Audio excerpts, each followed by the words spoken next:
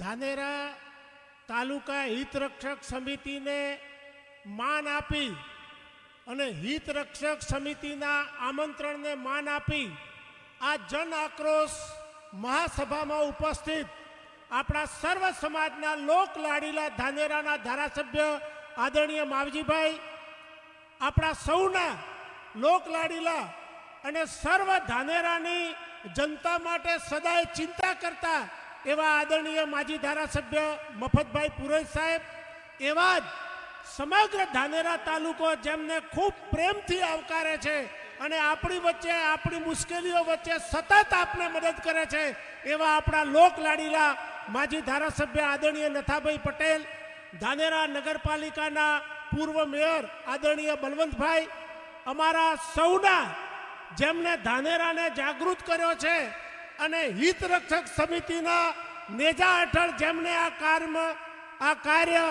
આ સુંદર કર્મ ઉપાડ્યું છે એવા રાવલ સાહેબ સહિત આ મંચ ઉપર બેઠેલા સૌ આગેવાનો અને મોટી સંખ્યામાં પધારેલા ધાનેરા તાલુકાના હિત માટે અહીંયા આવેલા સૌ ધાનેરાના નાગરિકો, તમે છો તો અમારું મહત્વ છે, તમે નથી તો અમારું મહત્વ જરાય નથી. માટે તમને નતમસ્તક વંદન કરું છું.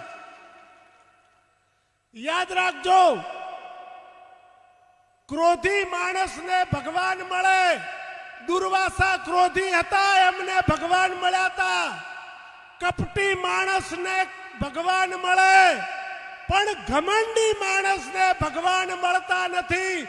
અહંકારી માણસને ભગવાન મળતા નથી. કારણ કે હિન્દુ ધર્મમાં એક દાખલો છે, રામ સાથે ઉભા હતા, રામ સામે ઉભા હતા, પણ રાવણના ઘમંડથી રાવણને રામ નતા દેખાતા.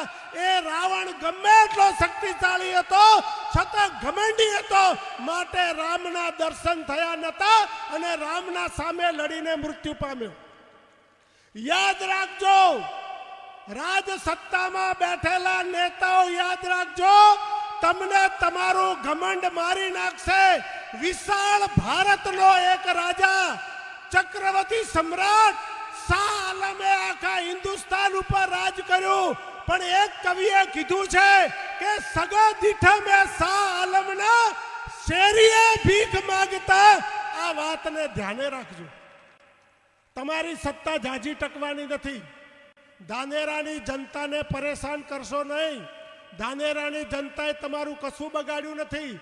અમારા તાલુકાને વાવ થરાદમાં મૂકો તો મારા સામાજિક ભવનો, મારા રાજકીય તાણાવાળા, મારા સામાજિક તાણાવાળા, મારા શૈક્ષણિક તાણાવાળા, મારા આરોગ્યના સંબંધો અને મારા વંશ વારસોનું ભવિષ્ય પાલનપુર સાથે વણાયેલું છે. માટે અમને આ બાજુ પશ્ચિમમાં ધકેલતા નહીં.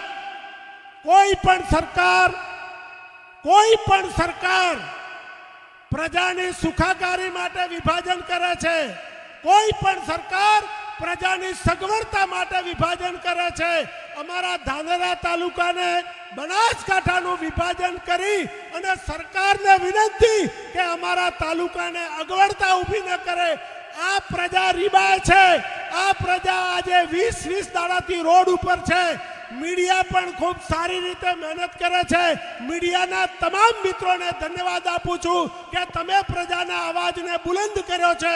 અને અમારા નેતા, અમારા સર્વે વડીલો પણ એટલી બધી ચિંતા કરે છે કે અમારો તાલુકો આ બનાસકાંઠામાં જ રહેવો જોઈએ.